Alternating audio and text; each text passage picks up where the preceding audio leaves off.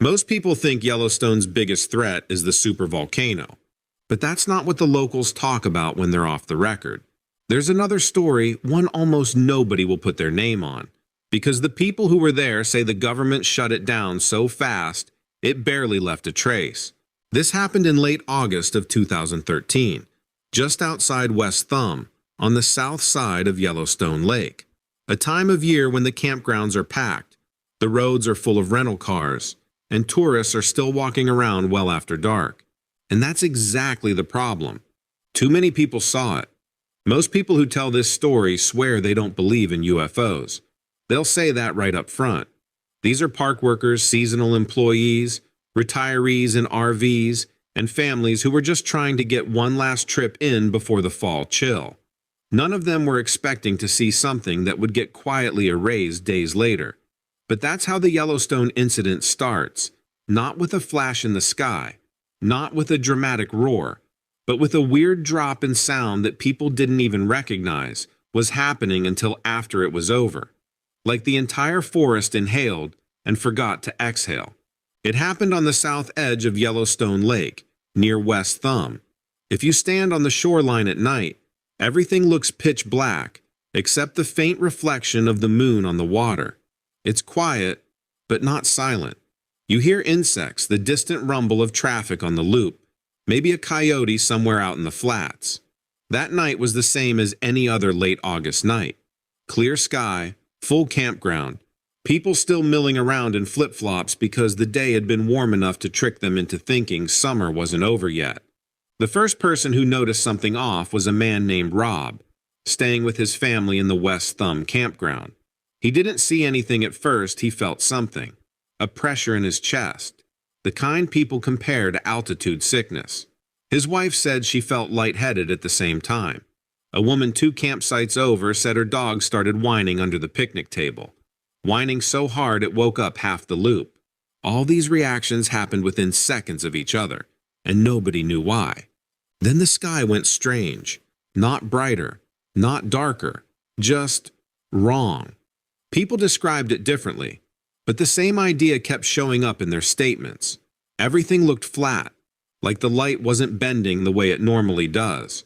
One teenager said it looked like someone turned down the contrast on the entire world. Another visitor said the stars near the tree line started to distort, smearing sideways like someone dragged a finger across a touchscreen. That's when the object came down. The ones who had a clear view said it wasn't flying so much as descending, slow and heavy, as if lowered by a crane that nobody could see. It wasn't wobbling, it wasn't banking, it wasn't moving forward like any aircraft, just a straight, steady drop. People guessed the size was somewhere between 250 and 300 feet long, something you can't shrug off as a drone, balloon, or anything the Park Service would ever authorize. It had a metallic shell, not chrome bright, but brushed, almost dull, with panels that reflected moonlight in uneven ways, like the surface had been scratched or corroded. There were lights under it, but not like what you'd see on a jet. They pulsed, slow, rhythmic, like a heartbeat. White, then dim blue, then white again. No strobe, no red lights, no navigation pattern, just that steady pulse. What freaked people out wasn't the appearance, it was the silence.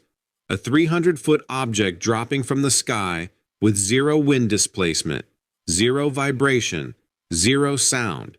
No one could explain how something that massive didn't make so much as a soft whistle. A group of tourists near the boardwalk tried to record it, but their phones glitched. The videos froze, the audio cut, and one woman said her entire screen went black, even though her phone was still powered on. By the time it rebooted, the object was already sinking behind the tree line near the Duck Lake trailhead. Every single recording from that night either stopped abruptly or became corrupted. Not blurry, not out of focus, corrupted.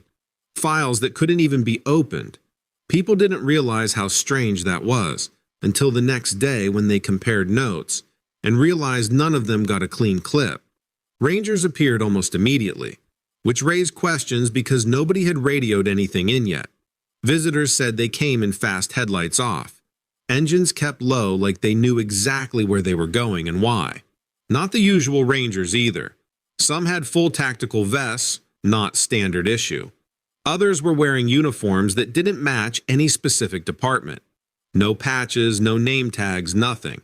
They forced tourists back toward the parking lots, telling them it was a wildlife disturbance. That phrase got repeated so many times that people started memorizing it. But nobody saw any wildlife. No bears, no bison, no wolves, nothing that would justify sealing off an entire lakeshore. And then something happened that left even the skeptics rattled.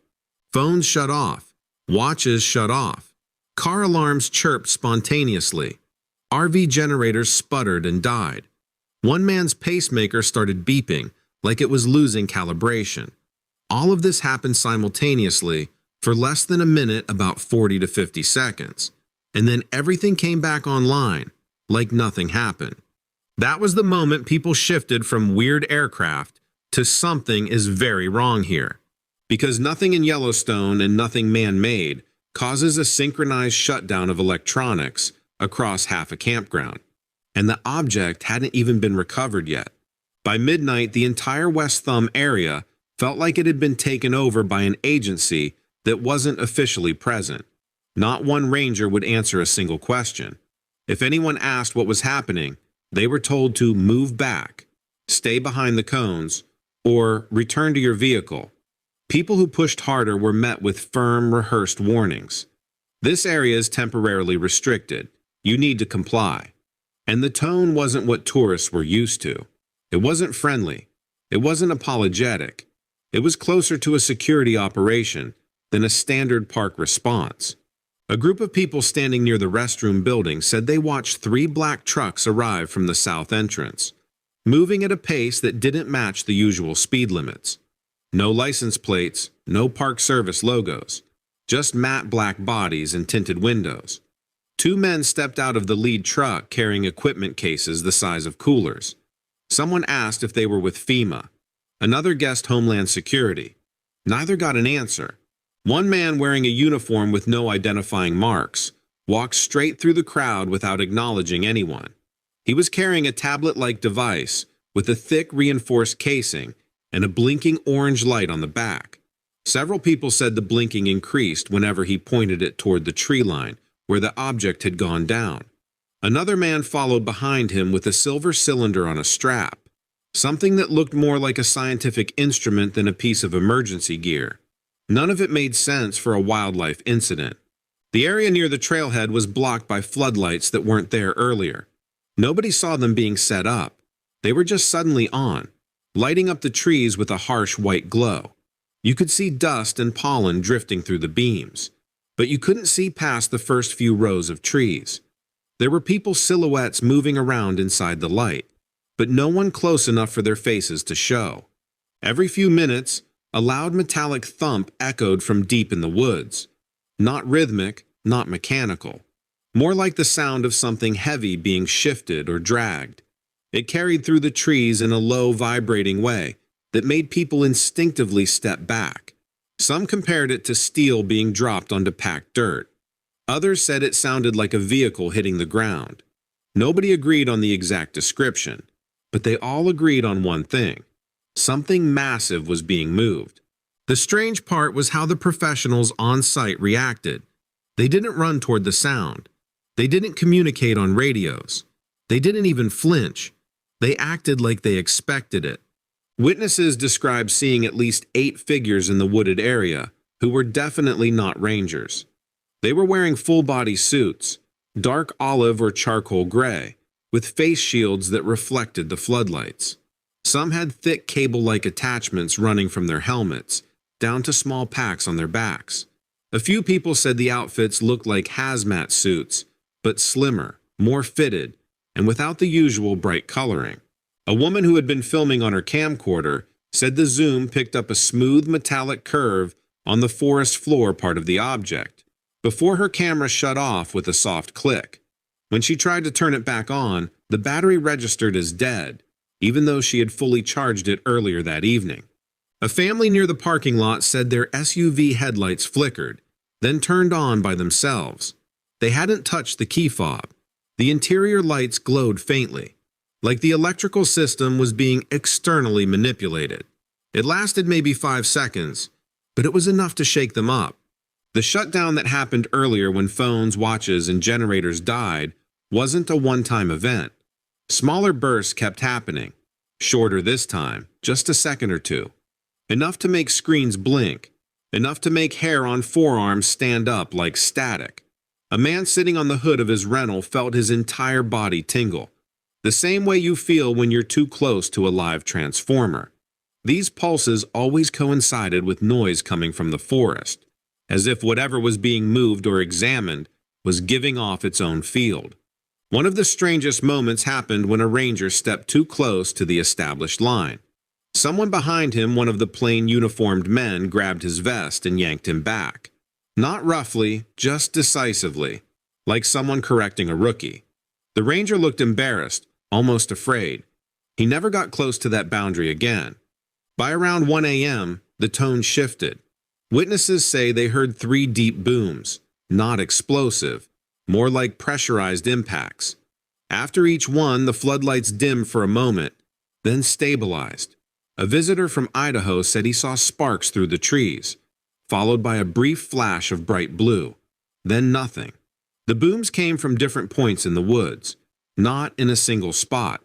People started theorizing maybe it was a power tool, maybe some kind of cutting device.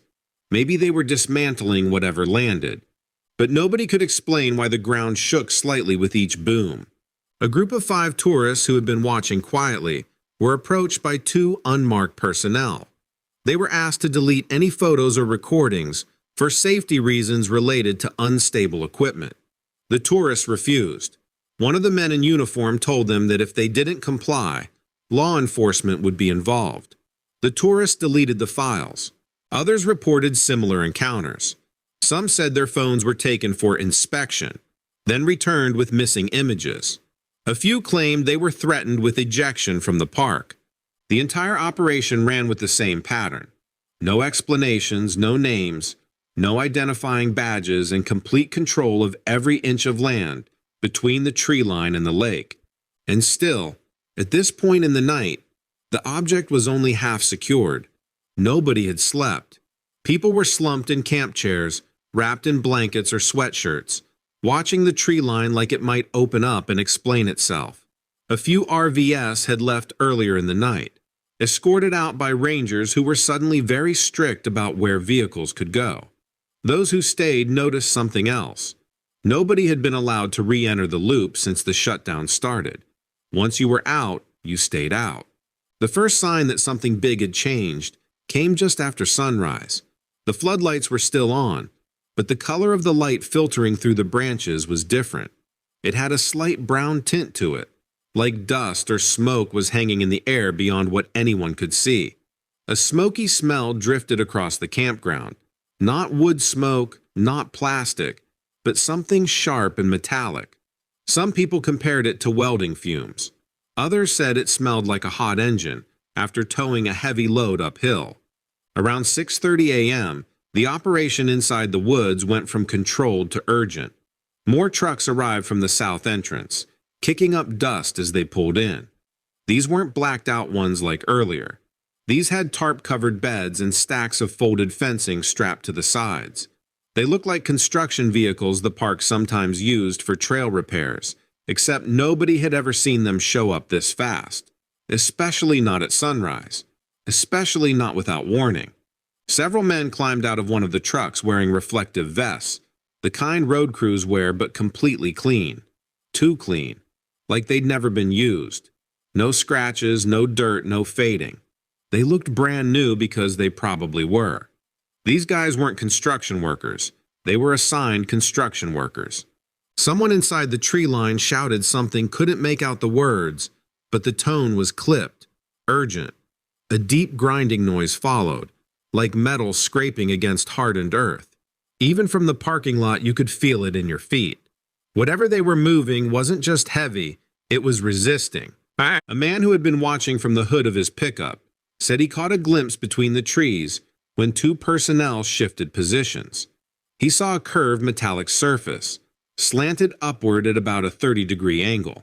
He said it looked like the hull of a submarine, but lighter in color, with straight lines scored across it like panel seams.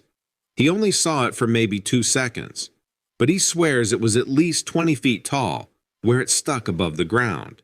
Another witness, an older woman with binoculars, said that part of the object was buried deeper than anyone realized. She described seeing blackened soil and tree roots that looked melted instead of snapped, not burned like a wildfire, but liquefied. She said the ground around the object was glassy, like it had been exposed to extreme heat for a long time. Later, when this was brought up online, people pointed out that Yellowstone soil isn't the type that glassifies easily, not even from lightning strikes. One volunteer firefighter visiting from Utah claimed he heard a radio from one of the unmarked personnel. He only caught a few words, but they didn't fit anything normal for an accident scene. He swears the phrases included containment perimeter, thermal drop, and secondary compartment exposed. He said the man holding the radio noticed he was listening and turned away immediately. Around 9 a.m., something happened that made the entire crowd go silent. 3 short bursts like distant cannon fire echoed from inside the woods. Not loud enough to be explosives, not sharp enough to be gunshots, more like pressure bursts. After each one, a wave of warm air rolled out from the tree line. People stepped back instinctively, like standing too close to an open oven. Then came the smell, chemical, biting, like a mix of burnt copper and ozone. The kind of smell that makes your throat tighten even if you're outside. Several people started coughing. A few were told to move farther back for your own safety. By mid-morning, the fencing crews went to work. They moved with speed and precision, dropping posts, unrolling mesh, securing the perimeter like they'd rehearsed it. Within an hour, a temporary fence was completely surrounding the forested area where the object had gone down. Anyone who wandered near it was stopped before they got close. A ranger with a clipboard walked up and down the line of onlookers, telling people the trail would be closed indefinitely due to geological instability. When someone asked what that meant, the ranger repeated it word for word. Geological instability, like he'd been trained to say nothing else. But people saw the truth before they were pushed back again. Smoke or vapor was rising from the ground inside the fencing, thick enough to blur shapes, thin enough to see movement behind it. It came in irregular bursts, drifting upward in ropes and tendrils. One hiker said it looked like steam from a geyser vent, but the color was wrong, faintly blue-gray instead of white. And it didn't dissipate the way steam does. It hung in the air like fog. Around noon, a crane appeared. Where it came from, nobody knows. No one saw it transported. No one saw it assembled. 1 minute it wasn't there. The next minute it was rolling into position, guided by men in identical unmarked uniforms. It extended a heavy boom into the trees, followed by cables that disappeared into the vapor. The grinding started again, more intense this time, punctuated by pops and snapping sounds like metal under stress. Word spread quickly among the watchers. They weren't studying the object. They were cutting it apart, or trying to, and whatever they were cutting didn't want to move. By early afternoon, the crane was fully extended, and the cables running from its arm into the fenced-off woods were pulled so tight they hummed. People said you could actually hear that tension from the parking lot, a vibrating metallic whine that sounded like steel wire being stretched near its breaking point. Every time the crane operator adjusted the angle, the tree line shifted slightly, branches snapping one by one under whatever they were dragging. Some of the suits inside the perimeter motioned for more slack. Others pointed at the ground, like they were trying to coordinate a lift that wasn't going smoothly. The object wasn't coming out in one piece. That was obvious. Whether it had shattered on impact, or whether they had intentionally sliced it apart earlier, was the big question. But what people could see looked like sections curved plates, thick beams, and something that resembled a cylindrical frame. A man with a telephoto lens caught sight of something he described later as a hollow corridor made of ribbed metal, like the inside of an airplane fuselage, but wider and with no obvious bolts or rivets. Smooth construction, almost molded. He raised his camera to get a closer shot. The instant he focused, the lens motor whirred erratically, locked up, and then the entire camera shut off. He wasn't the only one who had equipment fail within seconds of trying to zoom in. By 1 p.m., everyone watching could tell the personnel inside the fencing were prepared for a long operation. Trucks started filling in gravel, creating an artificial road straight up to the object. Another crew rolled tarps, massive industrial-grade ones the size of basketball courts, along the path. They weren't covering the object yet. They were preparing a route to transport it out. People argued about what they were seeing. Some thought it was a foreign aircraft. Some thought it was part of an old military prototype. But nobody could explain the electromagnetic pulses from the night before, or why every piece of equipment around it had been glitching ever since. And nobody had a good explanation for the way the ground looked. Not scorched, not churned up by machinery, just cooked. Trees sheared cleanly at the base. Soil fused into glossy black patches like volcanic glass. The damage wasn't from fire. It was from heat so intense it didn't leave burn marks. It changed the material itself. Sometime in the early afternoon, the officials, whoever they really were, shifted tactics. They started escorting people out of the area entirely, not just back from the fence. Anyone who still had photos was told to delete them. Anyone who refused was threatened with immediate removal from the park or federal obstruction. Most people complied. Those who didn't found themselves surrounded by uniformed men within seconds. A few visitors tried to resist verbally. One man asked why they were being pushed out if this was just geological instability. The response he got was simple and firm. You need to leave, now. No explanation, no attempt to justify anything, just command and control language. As more people were moved away, a crew began assembling another layer of fencing higher this time. Industrial height panels that blocked the view entirely. Bright orange mesh was stretched along the top like a privacy screen. Within an hour, everything inside the perimeter was invisible. The last thing anyone saw before the view disappeared was part of the object's hull being hoisted. One section curved, dented, maybe 20 feet across, rose just high enough to catch the afternoon sun. The surface wasn't shiny, but it reflected light in a strange, diffused way that made the metal look almost soft. Then the crane pivoted left. The fencing crew pulled the panels into place, and the object vanished from sight. The official cover story started almost immediately.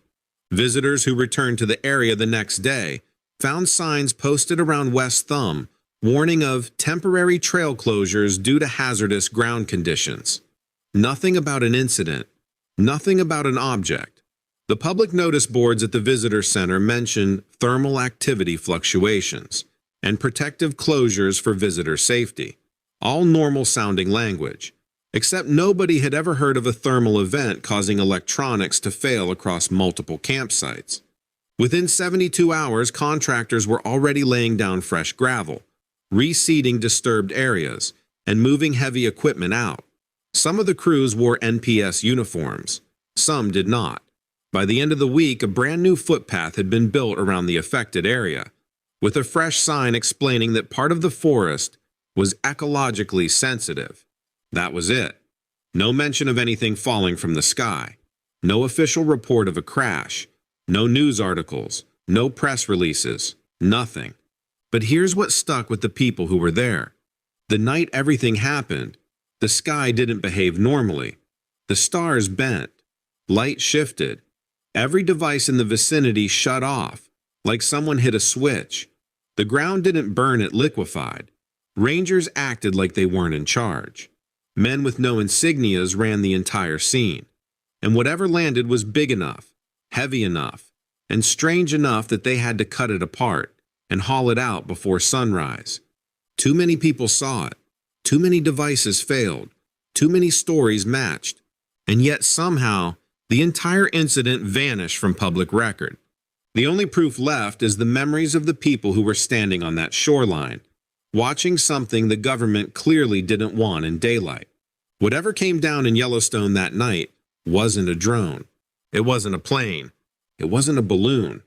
And it sure wasn't anything from this park. Some things hit the ground quietly, but the cover-up always makes noise.